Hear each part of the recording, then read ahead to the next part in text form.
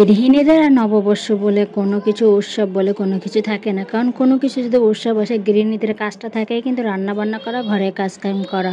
Hello everyone, আসসালামু আলাইকুম। চলে আসলাম নতুন একটা ভিডিও নিয়ে। আলহামদুলিল্লাহ আমি ভালো আছি, আপনারা কেমন আছেন অবশ্যই জানাতে ভুলবেন না। তো যেহেতু আজকে পয়লা বৈশাখ ছিল, কাজে এত পরিমাণ ব্যস্ত ছিলাম যে আমি এখনও পর্যন্ত ভিডিও আপলোড করতে পারি না।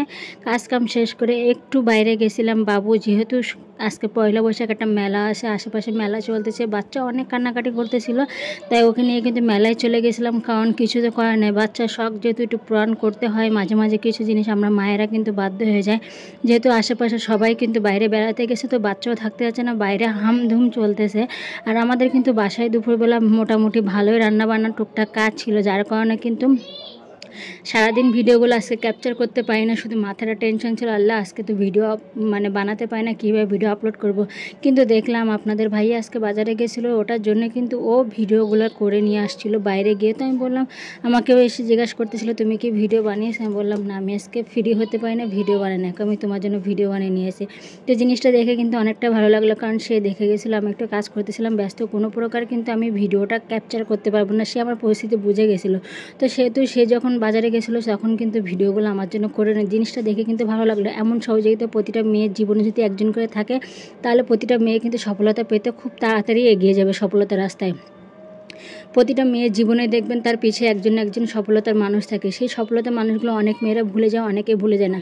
কিন্তু আমাদের স্বামী নামক যে মানুষটা আমাদের সফলতার পিছিয়ে সব সময় সারা জীবন প্রতিটা ক্ষণ সে আমাদের পিছিয়ে থাকে। এই জিনিসটা বুঝেই গেলাম, কারণ সে যখন বাজারে গেছিলো এই ভিডিওগুলো আমার করে করে নিয়ে দিয়েছিলো, জায়গা থেকে মাছ কাটতেছিল, আমার এসে বললো দেখো আমি অনেক ভালো ভালো ভিডিও করে নিয়ে আসছি তোমার জন্য, তুমি আজকে আপলোড করে তোমার ভিডিওটা দেখবো, ভালো একটা ভিউজ আসবে। যেহেতু প্রতিনিয়ত আমি ঘরে রান্নাবান্না ভিডিও দিই, আপনাদের ভাইয়াও কিন্তু মাঝে মাঝে বলে যখন বাইরে যাবো তখন একটু ভিডিওগুলো অন্য ধরনের ভিডিওগুলো করবো, যখন তখন একটু কিন্তু ভিডিওতে ভিউজটা ভালো আসবে। তো আপনাদের ভাইয়ের এই জিনিসটা আমার কিন্তু অনেক ভালো লাগছে। আমি আশা করি প্রতিটা মেয়ের জন্য এইভাবে তার স্বামী যদি অনলাইন প্ল্যাটফর্মে কাজে সাহায্য করে, তাহলে প্রতিটা মেয়ে এইভাবে অনলাইন জগৎ থেকে এগিয়ে যেতে পারে। তো এখানে কিন্তু বাজারে গেছিল আর আমি কিন্তু কোনো প্রকার বললাম তো আমি রান্নাবান্নায় ব্যস্ত ছিলাম, কোনো প্রকার ভিডিও আমি ক্যাপচার করতে পারি নাই।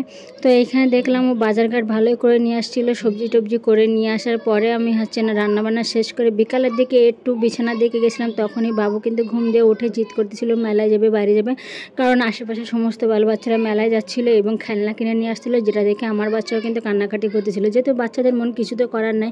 শুভ নববর্ষ সবাইকে শুভেচ্ছা জানানো হয় না ওইভাবে। তো ভিডিওটা কিন্তু আমি এখন প্রায় আপলোড করার 5 মিনিট আগে আমি ভয় দিতেছি, কোনো রকম ভিডিওটা এডিটিং করছি আমি 5 থেকে 10 মিনিটে, তারপর কিন্তু আমি আপলোড করছি।